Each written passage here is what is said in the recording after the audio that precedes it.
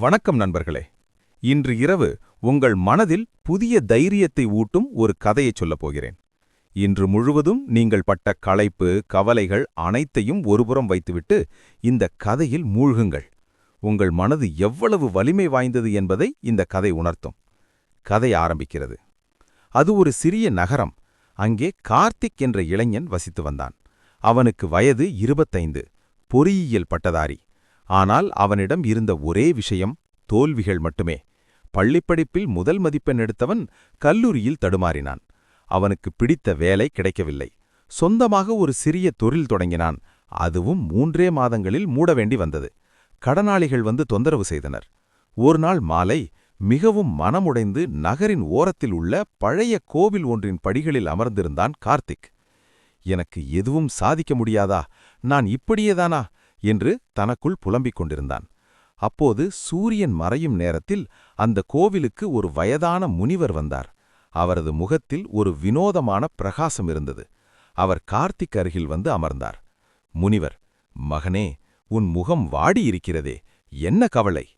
கார்த்திக், சாமி, என்னால் எதையும் சரியாக செய்ய முடியவில்லை. நான் முயற்சி செய்வதெல்லாம் தோல்வியில் முடிகிறது. என் மனது பலவீனமாகிவிட்டது. முனிவர் சிரித்தார். அந்த சிரிப்பில் ஒரு மர்மம் இருந்தது. முனிவர், மனது பலவீனமாகிவிட்டதா? அப்படியா? சரி, நீ இப்போது செய்யும் கடைசி முயற்சி இதுவாக இருக்கட்டும். நான் உனக்கு ஒரு வழி சொல்கிறேன். அதை பின்பற்றினால் உன் மனது இரும்பைப் போல் வலுவடையும். கார்த்திக் ஆர்வத்துடன், என்ன வழி சாமி, சீக்கிரம் சொல்லுங்கள். முனிவர், இங்கிருந்து தெற்கே ஒரு மலை இருக்கிறது. அந்த மலையின் உச்சியில் ஒரு குகை உள்ளது. அந்த குகைக்குள் ஒரு ஞானி தவம் செய்கிறார். அவரிடம் சென்று, என் மனதை வலுப்படுத்த வழி சொல்லுங்கள் என்று கேள். அவர் உனக்கு 5 பாடங்கள் சொல்லித் தருவார். ஆனால் நிபந்தனை ஒன்று உள்ளது. என்ன நிபந்தனை? முனிவர், அவர் சொல்லும் ஒவ்வொரு பாடத்தையும் நீ உடனடியாக நடைமுறையில் காட்ட வேண்டும். இல்லையென்றால் அவர் மறைந்து விடுவார். சரியா? போ, இப்போதே பயணத்தை தொடங்கு. முனிவர் சொன்ன திசையை பார்த்தான் கார்த்திக். அவன் மனதில் ஒரு புதிய நம்பிக்கை உதயமானது. உடனே பயணத்தை தொடங்கினான். கார்த்திக் அந்த மலையடிவாரத்தை அடைந்தான். மலை மிகவும் செங்குத்தாக இருந்தது. பாதை எங்கும் கூர்மையான கற்கள், முட்கள் நிறைந்த செடிகள். ஏற ஆரம்பித்த சிறிது நேரத்திலேயே அவனுக்கு கால் வலித்தது, மூச்சு வாங்கியது. ஐயோ, என்னால் முடியாது, இது ரொம்ப கஷ்டமாக இருக்கிறது என்று நினைத்து ஒரு கல்லில் அமர்ந்து விட்டான். அப்போது அவன் முன் திடீரென்று ஒரு ஒளி உருவம் தோன்றியது. அது அந்த முனிவரேதான். கார்த்திக், ஐயையோ சாமி, நீங்களா? இங்கே எப்படி? முனிவர், நான் தான் மலை உச்சியில் இருக்கும் ஞானி. நீ இப்போதுதான் உன் முதல் பாடத்தை கற்க தவறிவிட்டாய். கார்த்திக், என்ன பாடம் சாமி? நான் இன்னும் உங்களை சந்திக்கவே இல்லையே. முதல் பாடம் சிரமத்தை தழுவுதல். மலை ஏறுவது கடினமாக இருந்ததால் நீ கீழே அமர்ந்து விட்டாய். வாழ்க்கையில் எந்த மலையேற்றமும் சிரமமின்றி கிடைப்பதில்லை. கால் வலித்தால் ஓய்வெடு, ஆனால் பயணத்தை நிறுத்தாதே. எழுந்து நடக்க ஆரம்பி. இது உன் முதல் பயிற்சி. முனிவர் மறைந்தார். கார்த்திக்குக்கு வெட்கமாக இருந்தது. எழுந்து மீண்டும் ஏறப் தொடங்கினான். கால்கள் வலித்தன, வேர்த்து கொட்டியது. ஆனால் அவன் நிற்கவில்லை. கடைசியில் மாலை நேரத்தில் மலை உச்சியை அடைந்தான். அங்கே ஒரு பெரிய குகை இருந்தது. குகை வாயிலில் அதே முனிவர் புன்னகையுடன் நின்று கொண்டிருந்தார்.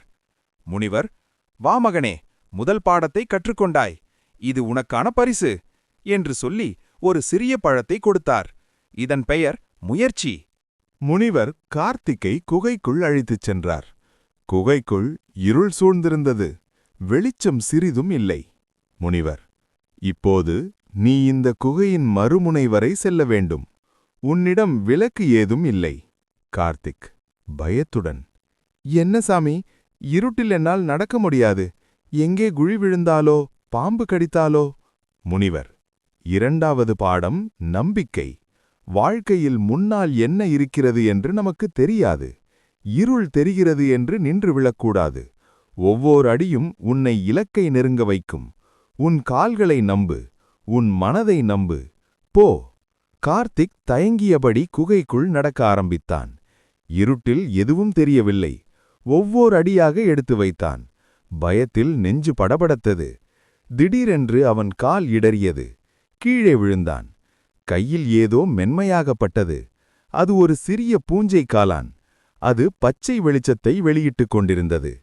அந்த சிறிய வெளிச்சத்தில் சுற்றிலும் பல பூஞ்சை காளான்கள் இருந்தன.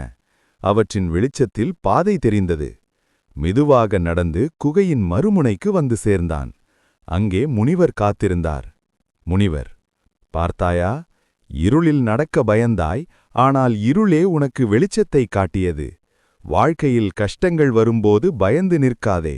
நட, பாதை தானாகத் தெரியும்.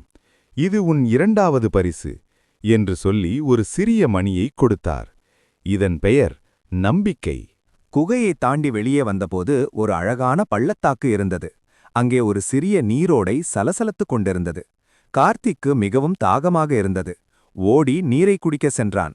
ஆனால் நீரோடையின் நீர் கொந்தளிப்பாக இருந்தது. கல் மீது மோதி நுரைத்து பாய்ந்தது.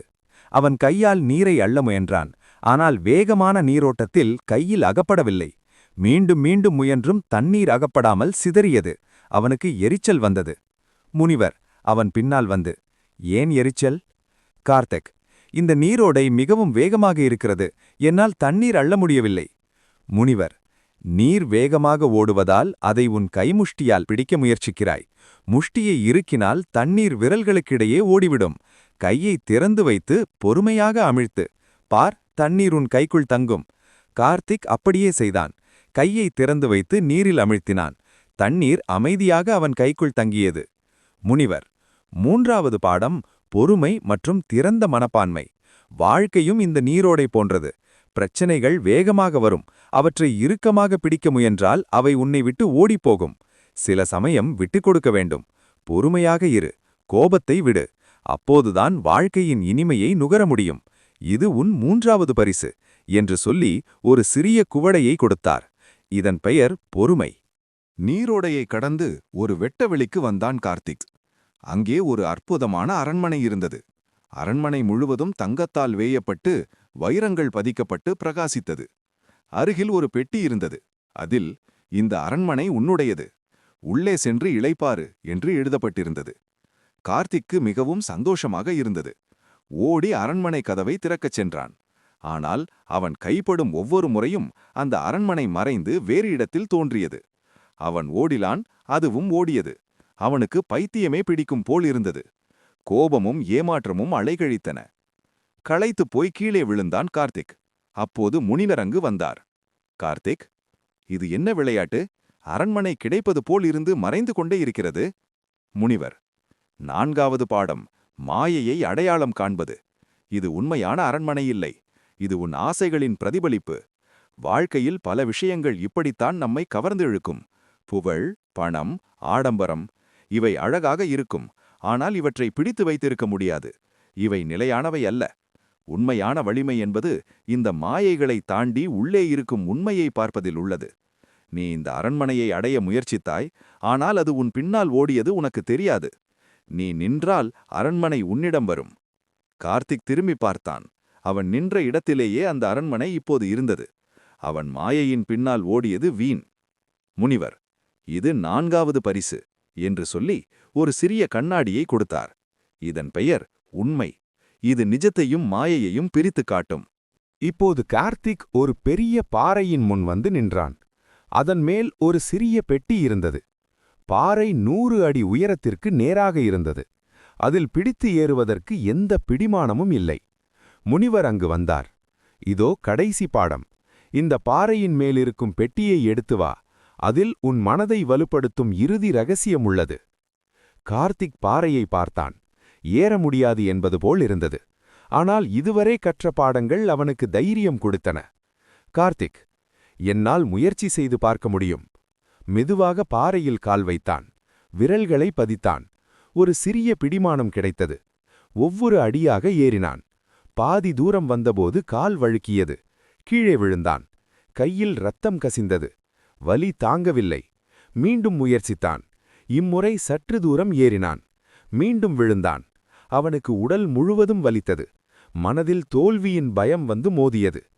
என்னால் முடியாது, இது சாத்தியமில்லை என்று நினைத்தான். அப்போது கீழே இருந்து முனிவரின் குரல் கேட்டது.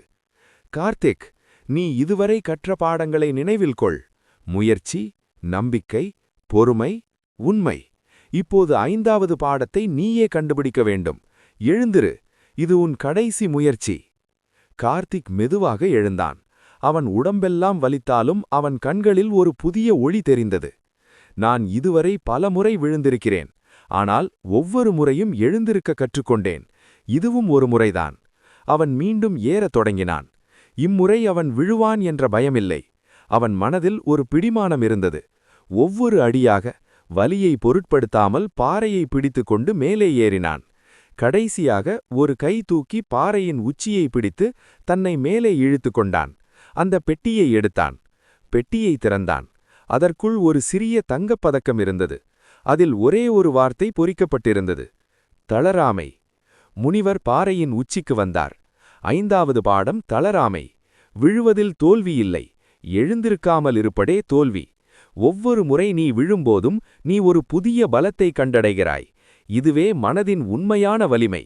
முயற்சி, நம்பிக்கை, பொறுமை, உண்மை மற்றும் தளராமை, இந்த 5 ஆயுதங்களும் இப்போது உன்னிடம் உள்ளன. கார்த்திக் முனிவரின் கால்களில் விழுந்து வணங்கினான். சாமி, நான் புரிந்து கொண்டேன். மனதை வலுப்படுத்த வெளியில் எங்கும் போகத் தேவையில்லை. அந்த பலம் எனக்குள் இருக்கிறது. சிரமங்களை தழுவுவதிலும், இருளில் நம்பிக்கையுடன் நடப்பதிலும், பொறுமையாக இருப்பதிலும், மாயைகளை தாண்டி உண்மையை பார்ப்பதிலும், எத்தனை முறை விழுந்தாலும் மீண்டும் எழுந்திருப்பதிலும் தான் மனவலிமை இருக்கிறது. முனிவர் புன்னகைத்தார். நீ இப்போது உண்மையான ஞானியாகிவிட்டாய் கார்த்திக். இப்போது நீ திரும்பிச் செல். வாழ்க்கை இன்னும் பல சவால்களை உனக்கு கொடுக்கும். ஆனால் இந்த 5 பாடங்களும் உன்னை ஒருபோதும் தோற்க விடாது. முனிவர் மறைந்தார். கார்த்திக் மலையிலிருந்து இறங்கி தன் சொந்த ஊருக்கு திரும்பினான். அவன் முகத்தில் இப்போது பயமில்லை, தைரியம் இருந்தது. கடன் பிரச்சனைகள் இன்னும் இருந்தன. வேலை இன்னும் கிடைக்கவில்லை. ஆனால் அவன் மனம் இப்போது இரும்பாக மாறியிருந்தது. அவன் மீண்டும் முயற்சித்தான். சிறிய வேலைகள் செய்தான். இரவில் படித்தான். பலமுறை விழுந்தான். ஆனால் ஒவ்வொரு முறையும் தளராமை என்ற பதக்கத்தை நெஞ்சில் நினைத்து கொண்டு எழுந்தான். சில வருடங்கள் கழித்து அதே ஊரில் ஒரு பெரிய தொழிலதிபராக கார்த்திக் வலம் வந்தான். அவன் வாழ்க்கை மாறியிருந்தது. ஆனால் அவனுக்கு மிகவும் பிடித்தமான விஷயம், மாலை நேரங்களில் அதே பழைய கோவில் படிகளில் அமர்ந்து மனமுடைந்து வரும் இளைஞர்களிடம், தம்பி, கவலைப்படாதே. நீ விழுந்ததில் என்ன வந்தது? இப்போது எழுந்திரு. உனக்குள் ஒரு மலை இருக்கிறது, ஒரு குகை இருக்கிறது, ஒரு ஞானி இருக்கிறார். அவர் பெயர் நீ என்று சொல்வதுதான். நண்பர்களே, இன்று இரவு நீங்கள் தூங்கப் போகும் முன் இந்த 5 பாடங்களையும் ஒருமுறை நினைத்துப் பாருங்கள். உங்கள் மனம்தான் உங்கள் மிகப்பெரிய பலம். அதை நம்புங்கள். உங்கள் வாழ்க்கையின் மலையேற்றம் வெற்றிகரமாக அமையட்டும். இனிய இரவு வணக்கம்.